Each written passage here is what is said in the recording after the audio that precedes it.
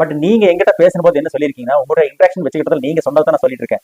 இதெல்லாம் வந்து research and development நாங்க கண்டுபிடிச்சது உங்ககிட்ட இருந்து நீங்க சொன்னதை வச்சு சொல்லிட்டு இருக்கோம். எல்லாருமே சொன்னது என்ன சார், நம்ம நல்ல வெயிட்டா தான் சார் வாங்கியிருக்கோம், ஆனாலும் தோசை வர மாட்டேங்குது. சரி, வெயிட்டா வாங்கியிருக்கீங்களே, எவ்வளவு வெயிட்னு கேட்டேன். 2.5 கிலோ இருக்கு சார், 2.25 கிலோ இருக்கு சார் சொன்னாங்க. அது வெயிட்டாங்க, அதெல்லாம் வந்து லெஸ் வெயிட், இதுல பாதி வெயிட்டுங்க, எப்படிங்க தோசை வரும்? உங்களுக்கு ஈஸியா புரியுற மாதிரி ஒன்று சொல்ற பாருங்க. அதாவது தோசை மாவு நீங்க ஊத்துறீங்க தோசைக்கல்ல, அந்த தோசை வேகிற அளவுக்கு அங்க கல்லுல ஹீட் இருக்கணும். அதுதான் கரெக்டான தோசைக்கல். சொல்றது புரிஞ்சுங்களா? புரியலன்னா இன்னொரு எக்ஸாம்பிள் சொல்றேன். அதாவது நம்ம ஃபர்ஸ்ட் தோசைக்கல் எடுத்து அடுப்புல வைக்கிறோம். அடுப்பு பத்த வச்சிடறீங்க, உடனே தோசை ஊத்திடுறீங்களா? ஊத்துறது இல்ல. என்ன பண்றீங்க, அங்க தோசை மாவு ஊத்துறதுக்கு முன்னாடி கல்லு ஃபர்ஸ்ட் ப்ரீ ஹீட் பண்ணுவீங்க இல்லையா? நல்லா ஹீட் ஆகி லைட்டா தண்ணி தெளிப்பீங்க. தண்ணி தெளிச்சிங்கன்னா நல்லா தண்ணி கொப்பளிச்சு நல்லா பாயில் ஆச்சுன்னா சரியான சூடு வந்து தோசை மாவு ஊத்துறீங்க இல்லைங்களா?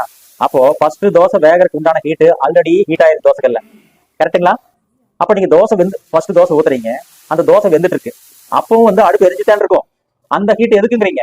அடுத்த தோசைக்கான ஹீட். நான் சொல்றது உங்களுக்கு வித்தியாசமா தான் இருக்கும். நல்லா யோசிச்சு பாருங்க, நான் சொல்ற லாஜிக் உங்களுக்கு புரியும்.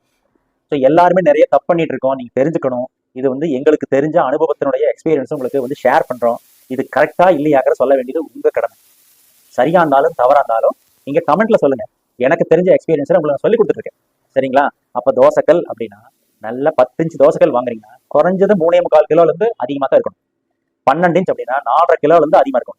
இதுதான் ஒரு தோசை வேகறதுக்கு உண்டான ஹீட் வந்து அந்த கல்லுல ஸ்டோர் ஆயிருக்கும். அதுதான் சரியான தோசைக்கல்.